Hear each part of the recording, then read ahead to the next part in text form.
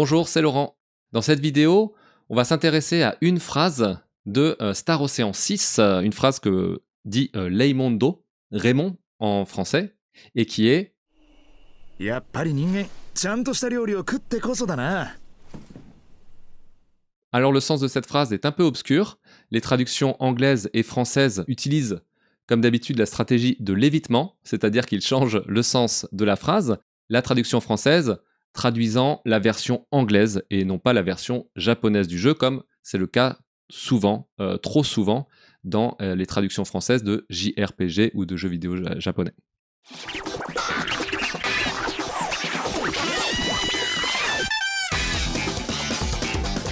Comme d'habitude, on va d'abord découper la phrase en petits morceaux, analyser le sens de chacune des expressions qui est utilisée dans cette phrase, du vocabulaire et des verbes, et ensuite on va essayer de reconstituer le sens global de la phrase.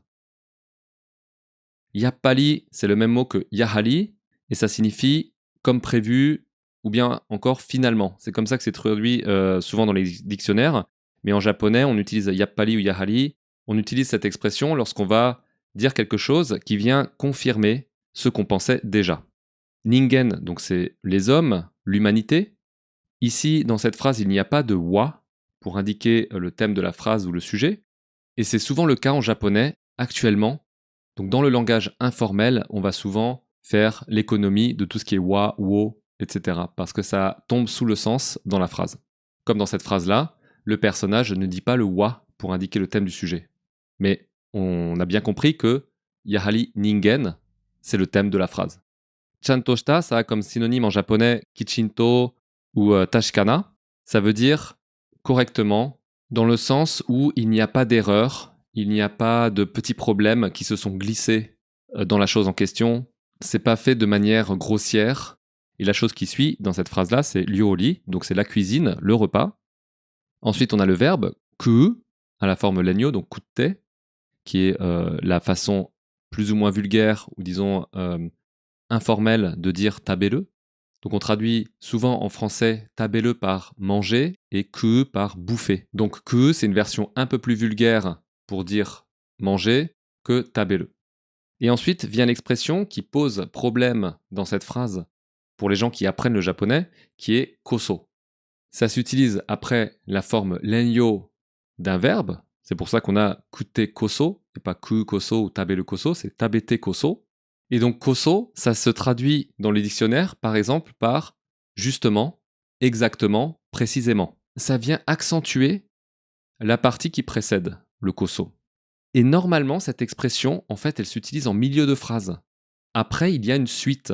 La phrase continue. Et donc, si je prends quelques exemples dans le dictionnaire, on a par exemple Kore koso watashi no nozondeita mono da. Ou alors Kondo koso nigasanai zo. Et donc, comme on le voit ici, le koso, il est utilisé en milieu de phrase. La première phrase signifie c'est justement ce que je voulais. La deuxième phrase, cette fois-ci, je ne le laisserai pas s'échapper. Et donc, le koso, là, il vient accentuer dans le premier exemple ce que je voulais. Kore koso watashi no nozondeita mono da. Donc, c'est vraiment ça que je voulais. Dans le deuxième exemple, kondo koso nigasanai zo. Si on le dit avec le ton adapté, c'est kondo koso nigasanai zo. Ça accentue le fait que c'est vraiment la prochaine fois, la fois qui va suivre, qui va être la bonne.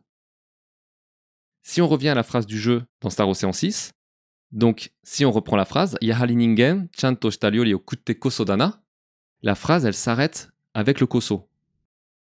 Donc on peut finir la phrase au milieu avec ce koso, en sous-entendant la suite. Et donc si on traduit cette phrase assez littéralement, ça va donner quoi? Comme prévu, l'humanité, les hommes, c'est vraiment en mangeant de la bonne nourriture. Voilà, et c'est ça, en fait, la traduction littérale de cette phrase. Mais alors, qu'est-ce que ça signifie? C'est vraiment en mangeant de la bonne nourriture ou en ayant mangé un bon repas. Tout ce qui suit est sous-entendu. Et donc là, nous, en tant qu'étrangers, en tant que personnes qui ne sont pas habituées à cette construction de phrase, à nous de déduire finalement qu'est-ce qui est sous-entendu dans cette phrase et pourquoi les Japonais, ils utilisent ces mots-là ici. Mais alors, est-ce qu'on peut arriver à déduire ou à interpréter le sens complet de cette phrase? On peut commencer à imaginer que, finalement, ce bon repas ou le fait de bien manger, ça a une utilité pour faire quelque chose, qu'il faut, bien manger avant de pouvoir faire autre chose. Et en fait, donc c'est à peu près le sens de cette phrase, c'est qu'on ne peut rien commencer, on ne peut rien faire, correctement avant d'avoir bien mangé. Si on retourne le sens, de la formulation, on dira: «Il faut d'abord avoir mangé, avoir fait le plein d'énergie pour ensuite se mettre au travail». Donc c'est l'idée en fait, hein, de cette, phrase. Il y a aussi un proverbe en fait qui ressemble beaucoup à, cette, tournure de phrase ou à ce que veut dire le personnage, qui est, le proverbe suivant: «Hara ga hette wa ikusa wa dekinu». C'est un proverbe qui exprime le même sens que la phrase, il n'utilise pas le koso par contre, donc c'est pas la même construction de phrase, mais, le sens de ce proverbe exprime plus ou moins la même chose que ce que le personnage, Leimondo exprime dans Star Ocean 6. C'est-à-dire que donc le sens de ce proverbe, la traduction de ce proverbe, c'est, «On ne peut pas se battre si on a le ventre vide». C'est un proverbe qui est assez connu en japonais. En cherchant un peu sur internet, j'ai trouvé que donc c'est un daimyo de la famille Hojo au XVIe siècle qui aurait, écrit dans une lettre ce proverbe à son fils. Donc les Hojo, ils avaient le contrôle de la région, de Tokyo, Kamakura, Odawara, donc dans le Kanto, autour de Tokyo, Kamakura. C'était leur zone d'influence au XVIe siècle. Et donc ce Hojo, Ujitsuna, il aurait écrit, donc ce proverbe, ce qui est devenu ensuite un proverbe, à son fils, Ujyasu dans une lettre. Voilà.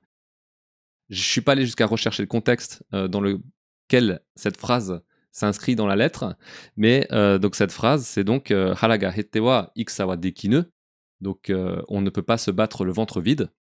Et ça, c'est la même chose que, ce que exprime finalement, Leimondo.